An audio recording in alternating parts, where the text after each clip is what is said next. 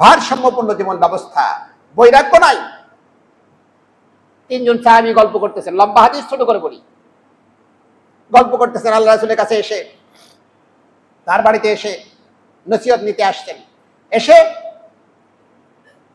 আল্লাহু আকবার, আল্লাহু আকবার, এবার বলছেন যে, একজন সাহাবী বলছে যে আমি সারা রাত ধরে নফল ইবাদত করব।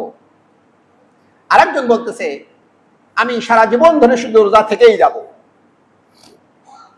আরেকজন বলতেছে যে আমি বিয়ে শাদী বাদ দিয়ে শুধু আল্লাহর ইবাদত করব। আল্লাহ রাসূলের কানে এই কথা গেছে। এবার আল্লাহ রাসূল সাল্লাল্লাহু আলাইহি সাল্লাম বলছেন, আম্মা ওয়াল্লাহি, ও সাহাবায়ে কেরাম, ও যুবকের দল, তোমরা শোনো, আমি ওয়াল্লাহি, আল্লাহর শপথ করে বলছি, ইন্নী আখশাকুম লিল্লাহি, আমি তোমাদের চেয়ে আল্লাহকে বেশি ভয় করি। সুবহানাল্লাহ। নিজের কথা বলা লাগে না, কিন্তু অনেক সময় বোঝার জন্য বলতে হয়, কথা বলেন ঠিক কিনা? এটা তার শিক্ষা।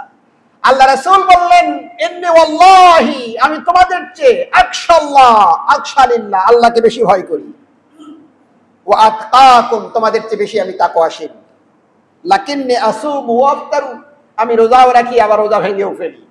তোমাদের মতো শপথ করি নাই আমি যে সারাদিন বৈরাগ্য হয়ে শুধু রোজায় থাকবা না।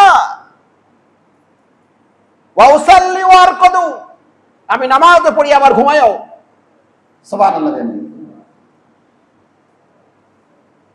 সীমানার মধ্যে থাকতে হবে, ভারসাম্যপূর্ণ জীবন তৈরি করতে হবে। ভারসাম্যপূর্ণ জীবন যখন তৈরি করবেন, আপনি একটা সম্পদে পরিণত হয়ে যাবেন। এরপরে আল্লাহ রাসূল বললেন, ওয়া আতাযাওয়াজু, আমি বিবাহ করেছি, আমার সন্তানেদের আছে। তোমরা যে বললা বিবাহ করব না, রোজা শুধু রেখেই যাব, সারা জীবন ইবাদতই করব, আর ঘুমাবো না, ইবাদতই করব। আল্লাহ রাসূল বললেন, আমি তোমাদের চেয়ে বেশি ভয় করি, আর আমি তোমাদের চেয়ে বেশি তাকওয়াশীল, কিন্তু আমি এমনি করি। সুবহানাল্লাহ বললেন না? কিভাবে শিক্ষা দিলেন হাতে কলমে, কিভাবে একজন যুবককে যুব সম্পদে পরিণত করার জন্য প্রশিক্ষণ দিলেন।